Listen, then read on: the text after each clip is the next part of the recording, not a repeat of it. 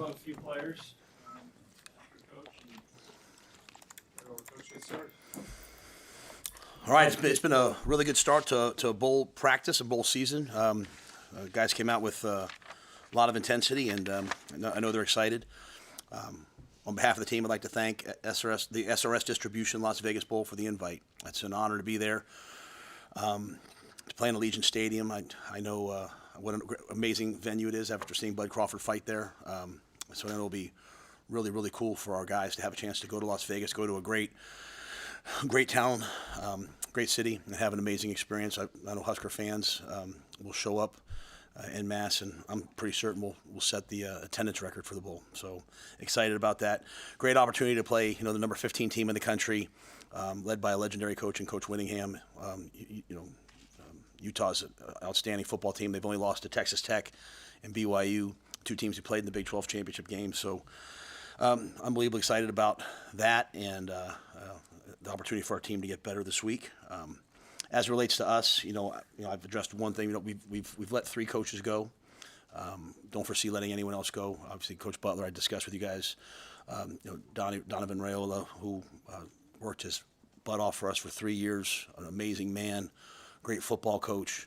Made the decision to go in a different direction, just as we try to take another step offensively and just kind of go in a different manner. But I have to thank him for all that he's done, and no one's worked harder. And very appreciative to him. And then let Terry Braden go as the defensive line coach. And so we're actively pursuing what we'll do defensive line wise. Thank Terry for his work and his time here. I can talk a little bit about the coaches that we've hired. Just have to make sure they're going through the HR process, and I know that's all pending. I'll give you guys a chance. I know you guys want to tweet that out and get that out, so I'll give you guys a second to get it. I get it. Trust me, I get it.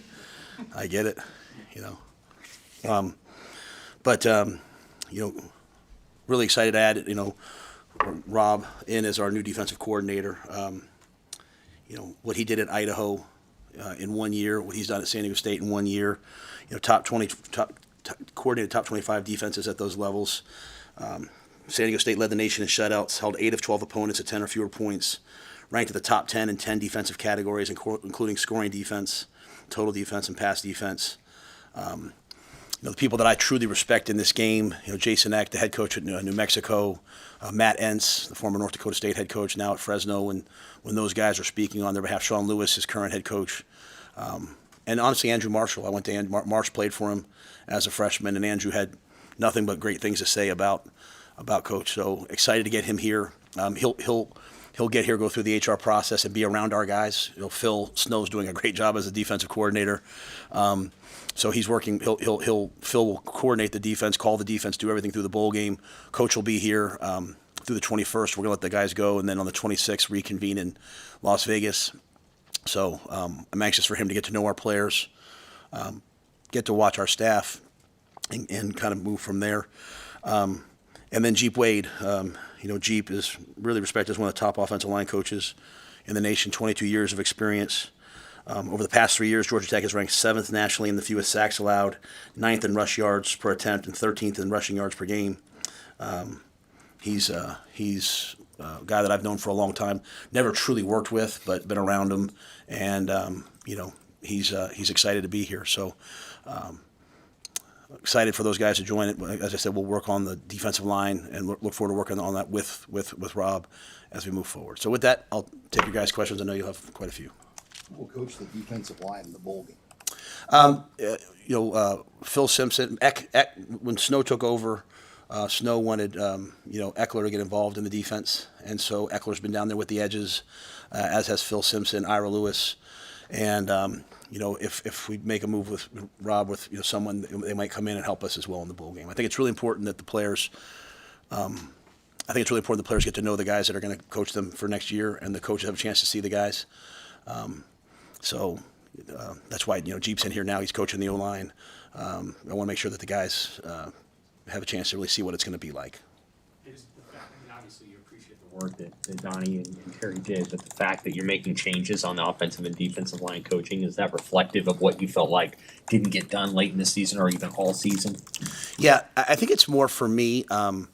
as we move forward, as I talked to Rob, he had some visions of how he wanted it to be, and so that was an area that he had some notions about. Hey, I want this is important to me, so I think it's important that to have the coordinator come in and have like, hey, here's your staff. That's really hard to do, and so have some people that are familiar with what he does, so it's. I think that was on one side, and then I think just in terms of on the offensive line play, just as we move forward, kind of with Dana's offense and where we want to go, just looked at. There's nothing about what happened before. It's just really just looking at Jeep and the recruiter that he is. Just the scheme that he runs. I think it fits really well with Dana. So. At the end of the year, I thought we ran the football. I was very complimentary of our offensive line, so I don't. It's nothing about that. I think, like I said, I think Donovan's one of the best offensive line coaches. I just think this is just a fit thing for as we move forward, and I don't want to minimize Jeep's impact. I think we can have in recruiting. We'll probably announce another addition here at some point that I think will also have major impact, but it's just not done yet. I don't want to say it until it's done offensively. So I think there's some things that we want to do moving forward that don't necessarily reflect like anything that we didn't do past. It's just, hey, how do we make this jump? Like, we've gotten ourselves to be a respected football team, but we want to become a great one. And just bringing in some guys that I think can help us do that. Beyond his resume and just what Pierce said about Rob Arich, what about his personality kind of grabbed you, I guess, as you talked to him about the job? Well, the biggest thing with Rob was is purely the tape. I mean, when I watch the tape, it's the play style that I want. I mean, you just see people flying around. You see people playing at a really high level, and to me, for both stops, whether it was Idaho or whether it was San Diego State, it was in his first year as coordinator. It wasn't like, hey, this is going to take 2 years, this is going to take 3 years. It was like right off the bat. So I just fell in love with the tape. I fell in love with the film. The interview was very, very non-traditional. I mean, we brought him in here on Saturday. First thing he did was he sat down with Phil Snow and met with him for an hour, talked, and then went with Susan and Jarrett, and they toured the building, and then met me and my son, and we went over to Firethorn and sat down and showed him a couple neighborhoods and sat down and had lunch, and then he went and watched three youth basketball games with me. Like, no PowerPoint, no chalkboard. He had to just talk football with me with the chaos of a basketball gym and all that, because that's to me, that's a lot of this job is like, anybody can prepare, anybody can present, but who can think fast? And I was just honestly, I was blown away. I canceled a couple of interviews and just, still a couple of people I wanted to talk to in terms of references, but some of the most respected people I know said, you absolutely need to hire this guy. So I think it was his personality, but as much as anything else, it was the tape. As far as the roster, I mean, you've seen some of the guys that have declared for the portal. I think Caden and Parker, Emmett's out for the bowl. Rocco's out. Is there any other guys that have opted out of that will be part of the bowl besides that group? What I've said to the guys is, if they're not sure, if they're like, hey, coach, I'm going in the portal, like, then just go ahead and go start to live your life. If they're trying to make decisions, like, we're meeting with guys, talking to guys, like, hey, I really want to be here. I'm not punishing guys. But if they know that, hey, this is, I'm going to move on, then, just go ahead and move on. Let's go to the bowl game with the guys that definitely want to be there. There might be one or two other ones I can think. There's no one that's like a starter that's opted out or anything like that. I know there were some questions about McCullough. He was just I think was just letting everybody know, hey, I can't wait for the NFL, but he's going to play in the game, and he's been practicing. So no one that comes to mind. If you ask me a name, it might hit me, but obviously the two you mentioned. Just to be clear, are you saying there could be more changes on the defensive side, assistant-wise? I'm not going to fire anyone else. There could be some, additions. There could be some restructuring, but the moves I'm making are over. I think. Let me say this. I'm sorry. Let me make it very clear because I don't want you guys to come. There's some young analysts and QCs in them who I've just for their own development. I've said, hey, it's time to go get jobs. But that's a different thing. They're not fired. It's just like, hey, you've been here for a couple of years. It's time to go.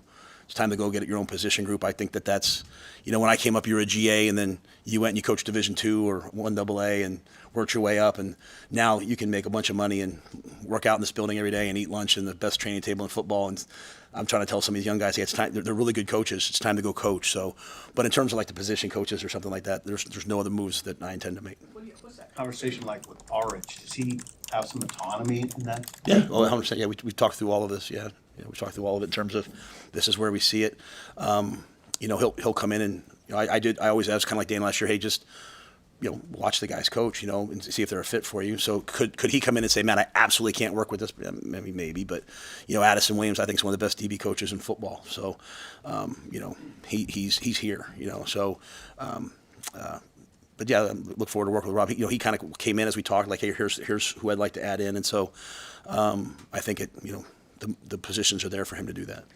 Not that any opponent wouldn't get your attention for a bowl game, but Utah's really good. So the challenge of doing all of these things while simultaneously preparing for a team that's a 14-point favorite over you guys, how do you balance those two?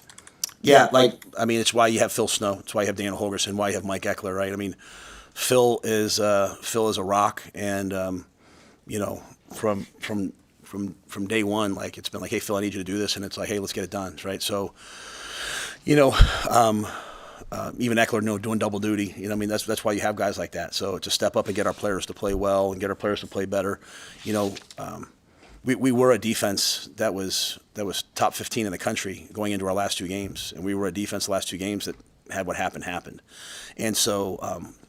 I can't control who we play. I can't control how good Utah is. I can't control the guys who said, hey, I'm not going to play in the game.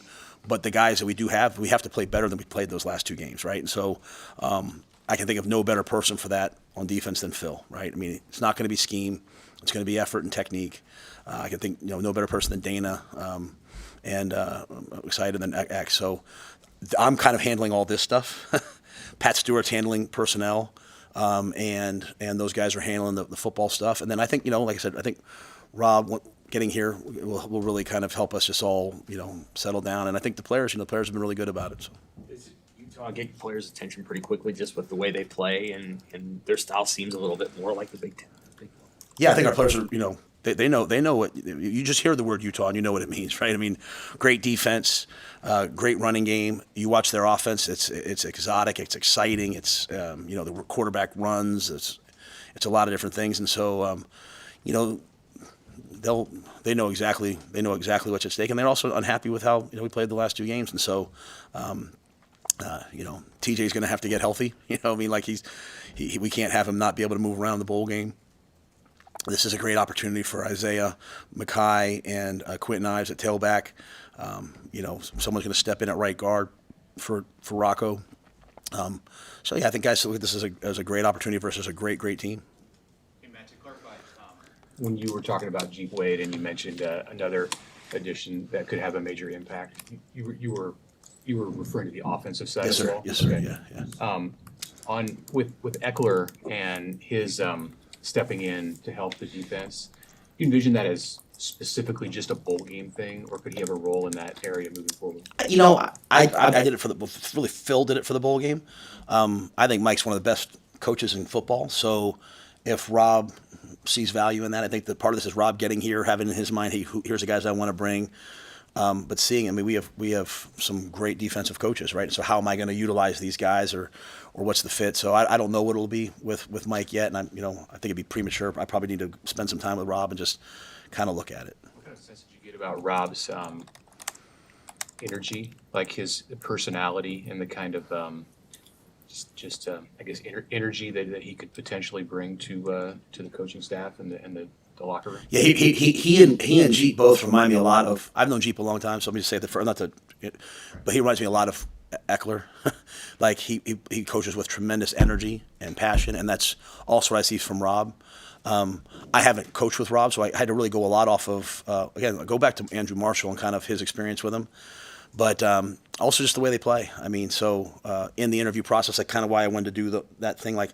I talked to him a bunch of times on the phone, but when he came here, I wanted to spend time with him in different places and just see his emotional intelligence and see how quick he was on his feet. I think he's going to be a guy that brings a tremendous amount of passion, to what we do.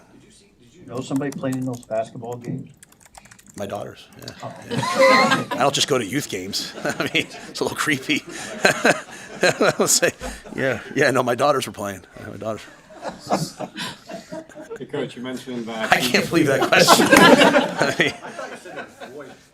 No, I'm sorry. No, I went and saw my daughters play. Yeah. Coach, you mentioned TJ is getting healthy. How's he doing recovering from the hamstring? Say it one more time. I'm so sorry. How's TJ doing recovering from the hamstring? Yeah, TJ practiced yesterday. So, I mean, I thought it'd be a little bit longer, but he was out there. He was out there at practice now. He was doing Indy and things like that. This is a big week for Davila to get a bunch of reps. So, we really are kind of working him a ton.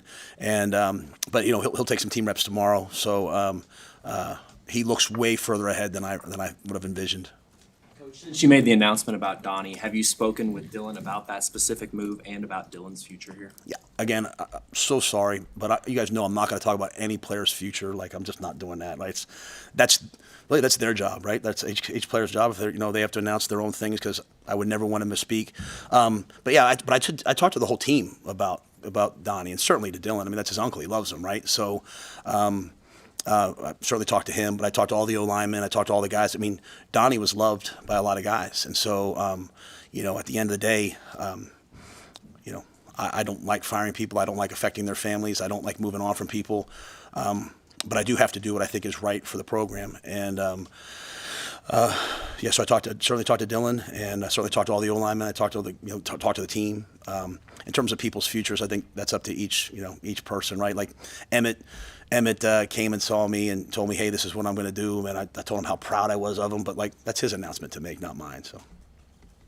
Speaking of the running back position, how do you lay it out to Isaiah and Quentin and Mekhi now that they know Emmett's not going to play in that game and they have an opportunity in front of them? Just that. I mean, I think they've been waiting to get on the field, and so. I mean, you can think about a guy like Kenneth Williams is what was he, second team or third team All Big Ten kick returner, second team All. We had two All Big Ten guys in the running back room. You know what I mean? Like now one's a kick returner, but what if Kenneth gets in the game and takes a speed sweep? I mean, can he do that? You'd say based off his kickoff returns, he probably can. So I think all those guys are kind of chomping at the bit to get their opportunity. They're competing in practice because you're not going to play four backs, so they're competing. But we've seen all year in practice what Isaiah can do. There's no doubt in any coach's mind what Isaiah can do. There's no doubt in any coach's mind what Mekhi and Quentin can do. We've been big believers in them. They just had to wait their turn behind a guy that was really, really hot. And we weren't playing 80 plays a game. We had some long drives on defense. Those guys might get a touch here, a touch there. When they got their touches, I always thought they did something really good. So to be quite honest with you, I would have loved for Emmett to play in the game. I would have loved for him to I wanted to see him try to catch Amir. I love Amir, so I wanted to see for single season yardage and all those different things. But this is probably a great thing for these guys, and so I'm anxious to see how they play, and I'm anxious to show them to show what they can do, and so that's really been my thing. I was like, hey, you guys know what you can do. You got your opportunity now. Go do it. So. Do you feel like you want a hot hand going into the bowl game, or are you willing to kind of balance those carries? Yeah, so historically, what I've always preferred is to have really three backs and two backs play, and one back be the next guy. So I've always liked to have a 17 carry back, and one guy gets 17 carries and one guy gets 14, right? Or one guy gets 20, one guy gets 10. This was just a unique year in that Emmett was on a tear, and we just stayed with Emmett. And because of his running style, he never you could think back on this year. How many times do you ever see Emmett take a big hit? Because Emmett is such a start and stop, make you miss type of a guy, so he never took a big hit. So I think we'll probably play two of them, but with maybe and we'll have to see how these next couple weeks go, and then Dana has to make some decisions, and then Quentin's always kind of been the backup third down back, so maybe that's his role too if he's not one of the top. I don't know yet, but Dana and EJ, I think EJ's done a great job. Dana and EJ both will have a lot of decisions to make, and the guys will compete it out. You might not know with TJ when he can come back, but when do you hope he can come back? Well, I think he'll practice on Wednesday. I think I think the biggest thing is I want him on game day to be able to use his legs. I mean, you're facing a Utah defense that gets after it, right? So if he's having to play like he did at Iowa, where he just couldn't quite move and had to stay in the pocket, that would not be to his best interest. And so we'll be methodical to get him healthy for it. And then this week is sort of like a developmental practice, developmental stuff, and then we do a true Utah game week next week, and then a second game week at the bowl prep. So I certainly would love to have him have both of those game weeks full speed. As Coach Holderson mentioned a couple of times after his injury, is Dylan still fully involved in practices, meetings, team activities, that sort of thing? Oh yeah. He just, it just looks different, right? He's in treatment, or but he's. Remember we were walking over here. He was in. on his scooter going into treatment. So yeah, Dylan's done everything. At the bowl game last year, there was some personal attachment for you going to New York City. Is there anything about this group that's unique about going to Vegas? Well, I just think the one thing that's really special, it really speaks to our fan base.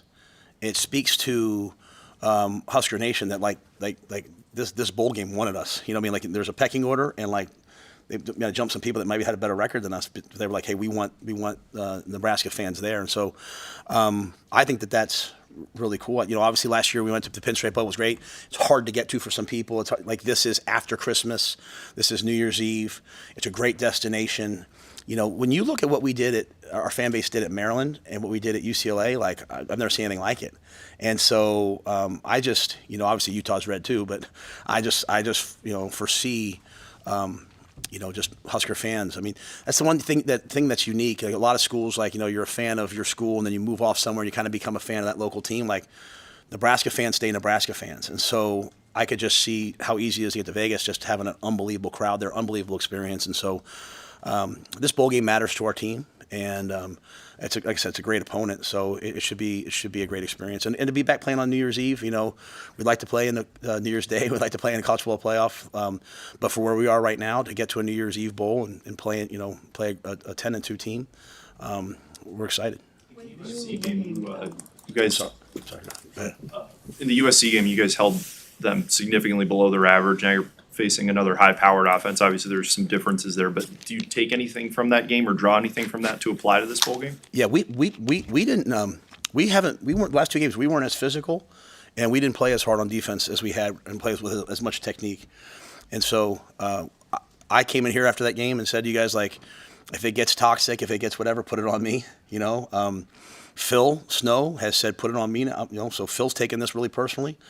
And Phil has challenged the coaches to coach better and put our players in the best position possible. So we played USC, and if you go back to that game, I think it was 5 plays in a row. It was over a course of 5 plays, we gave 150 yards. Other than that, we even played better than that. Again, I can't control how great Utah is, but we can certainly be more proud of the tape than we were the last 2 games. And so whatever the reasons are, I have to figure those out. What happened the last 2 games? I've tried to address it.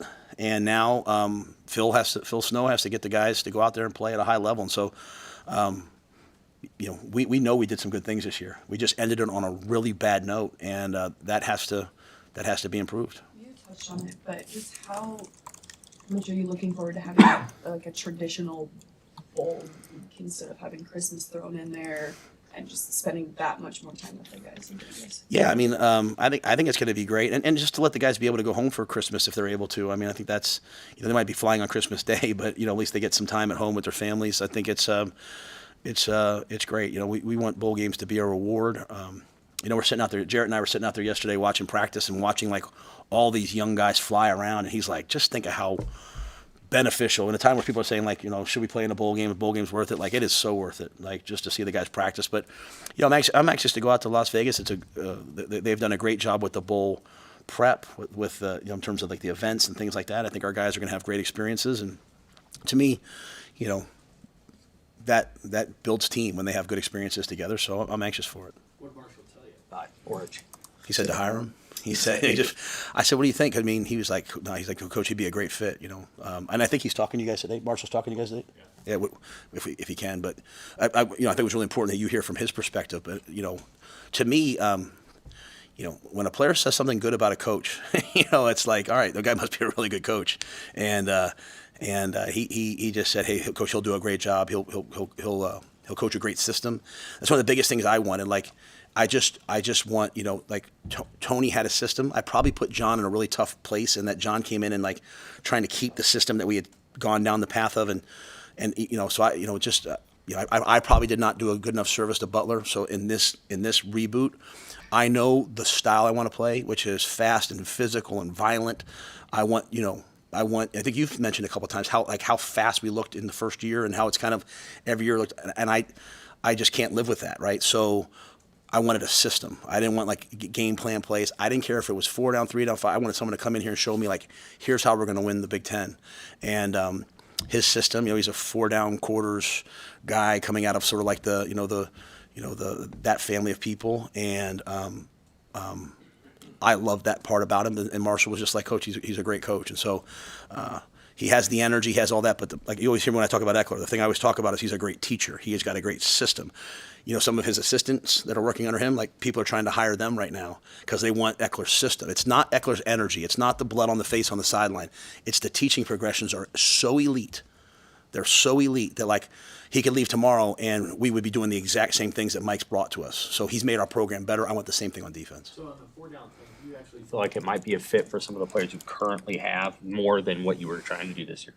Yeah, I think again,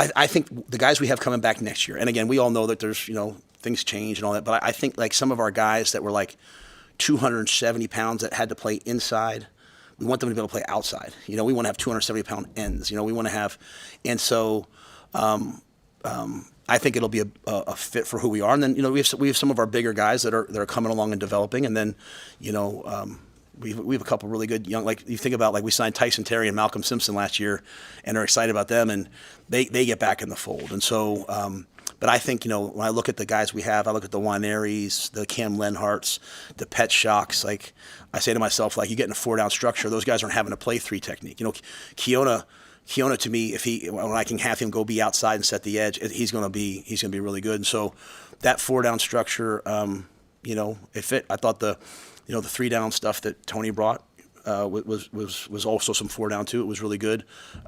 We obviously had a lot of success with it, but we're going to kind of just move in this direction now. Go ahead, Amy. Big picture question. There are some teams out there that have opted out of bowl games this season. Just what are your thoughts on that? I have no thoughts. I don't know their situations. I know that. How much pain I was in the first year that I was here when we were 5-6 and lost the last game and didn't get to a bowl game. I know how much those guys wanted to go to a bowl. I remember students stopping me on the street being like, Coach, I came back to school for one more year. Can you please, we don't care what bowl game it is, just get us to a bowl game. So I'm unbelievably grateful to be in a bowl. And I think I love football. I hate like this week where there's no college games on. Like I can't wait for bowl week. I want to watch all those games. I would hate to talk about other people's situations because they're all in unique situations. But for us, we're going to play as many games as we can ever play. So, Can you speak to just what the environment with your personnel staff is like this month, considering that we see a lot of announcements, so-and-so intends to, at other schools, intends to enter the portal. We don't have the portal open this month, but so how does that play out in the offices up there as far as getting ready for what's going to happen in January? Yeah, it's why Coach Saban said it, and it's why like a bunch of us in the Big Ten meetings voted to have a May portal, right? Because it's still the chaos of this, right? Like kids should go to school for a year. They should go to college and be there for the fall and then the spring, and if they're, so that's why Coach Saban said it so well in College Game Day. You got coaches opting out because they have to go get their roster built for their next team, and it's just it could have been done differently, but it is what it is. So yeah, our guys are working. They're working overtime. We have. It's just amazing from where we started, like with like one or two recruiting guys, to now like we have AI programs and we have the telemetry programs and we have computer vision to track speeds on guys, and it's just you're recruiting the 27 class, you're recruiting the 28 class. You're still talking to some 26 kids that haven't signed yet. You're looking at who's going to be in the portal. You're hearing announcements from people. It's around the clock, and you're also working on your own team. Trying to get the guys here to stay here and not that you feel like you need to have here. So this is their training camp. Like this is their busy season, and it's so amplified from where it was. Every year we've taken a step personnel wise. Coach, how much will Orich have a say in the defensive line hire? How much of a say did Dana have in Jeep? And what's your philosophy on coordinators in that sense? Yeah, the Dana was involved in the Jeep and is involved in every hire. Like when he took over, I said, you watch these guys, you tell me who you want to keep. I wouldn't have thought that he would have wanted to keep Marcus. Like I'm going to keep the coordinator that was just here, and he was like, I love Sat. After working with him for a couple weeks, I want to keep him. Wanted to bring in DeKeel, we did that. Wanted to bring in Andrew Verbois, did that. So yeah, the coordinators have a ton of say in kind of what we're doing, and so will Rob in terms of defensively. We obviously had a lot of those conversations going into it.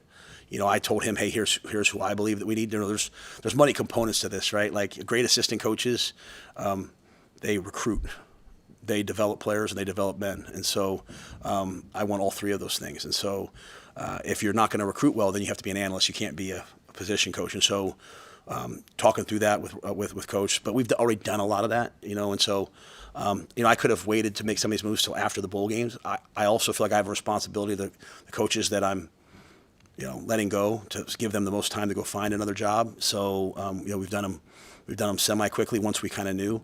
But yeah, the defense, the coordinators will always have a say in everything. How big of a deal was the NIL commitment from PlayFi Sports? Huge, yeah. It goes without saying. I mean, what the Pede family did with 1890 and what Matt Davison and Joe Seelig and all the people over there, what they did was awesome. But to be able to have one of the things that we have in Nebraska is we have a fan base unlike any other. We have multimedia partners. We have a financial budget here, unlike many places. And so, there's real companies that will do real NIL with our marquee players, and that is a huge recruiting differentiator for us moving forward. So, as opposed to previously, where like teams were here and we were here, and then we were here. This now allows us to kind of be here now, and so and have it be real. Like I want our players representing companies. I want our players out there. Like my wife has NIL deals for her company with athletes, with female athletes at Nebraska. Not for me, but because she's like, this helps my business. So I think it's awesome. I think it's what makes Nebraska Nebraska. And it's what's going to allow us to become great. And so I can't thank Dr. Gold. I can't thank the board. I can't thank Troy. I mean, what Troy Dannon's done is, from where we started to where we are now is absolutely amazing. I know it sounded like a lot of people are kind of nervous, like what's happening with this.